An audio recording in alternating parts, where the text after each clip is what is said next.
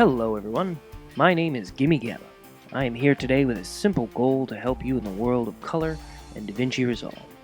In today's episode, we're going to go over how you are doing the cinematic look wrong. Have you ever seen a movie or a music video that looks like this? What makes this look more cinematic over something like this? I'll tell you what it is. It's these black bars here on the top and the bottom.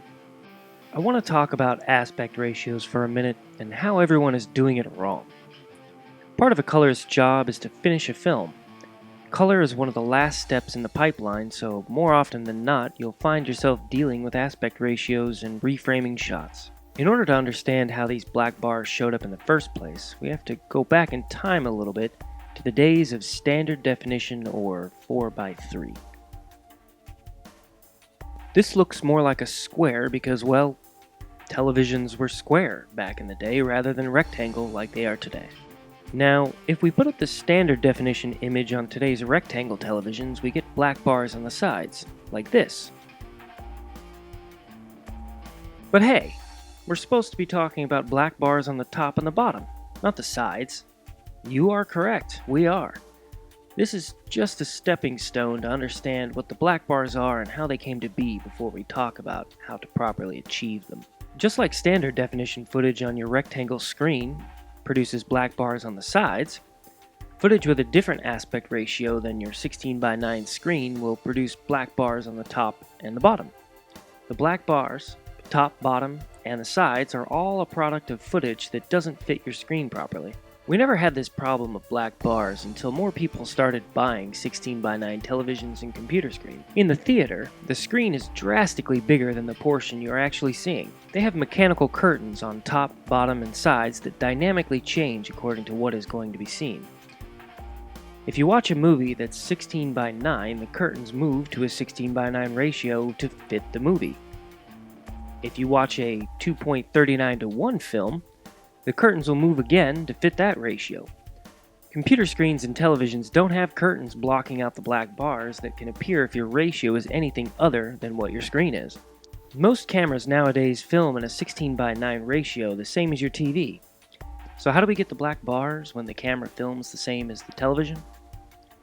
Well, we put the black bars over the top using a generator to make the black bars, of course. Wrong. Delete those. Never do that again. I'm not sure how this trend happened, but it seems that this is how everyone thinks you actually achieve this look.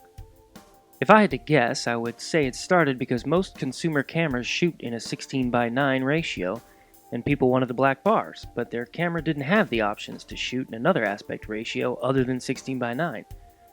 You can get anamorphic lenses, which is the correct way to get the black bars, but those are expensive, and most new filmmakers or people that want to play around with it don't know what anamorphic lenses are.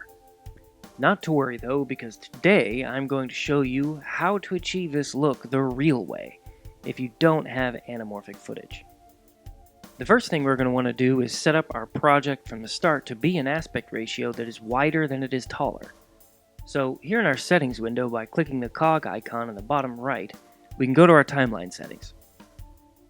Here we can scroll down and select, for example, 4K DCI scope 2.39:1.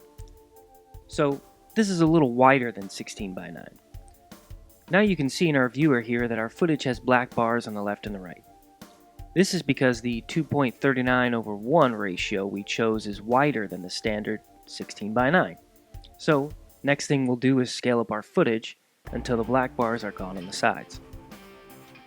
Now you're probably asking yourself, but where are the black bars on the top and the bottom?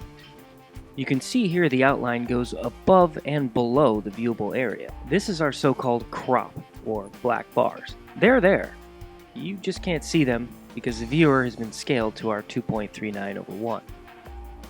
You will only see the black bars after we export the video, and it is played on a 16:9 screen by your audience. If you haven't noticed, YouTube now supports aspect ratios other than 16:9. And will dynamically change based on the ratio of the media. This is similar to the mechanical curtains I was talking about earlier. This of course doesn't work when watching full screen, but that's the point, right? The black bars, which is what you wanted in the first place. This, ladies and gentlemen, is how you properly achieve black bars on your footage if you're not using anamorphic lenses. Stop doing it the wrong way and start doing it this way. That wraps up today's video, and I hope that I was able to teach you something. If you have any questions, feel free to ask down in the comments section so I see them. Giving this video a like is always appreciated, and consider subscribing. And until the next video, have a great day.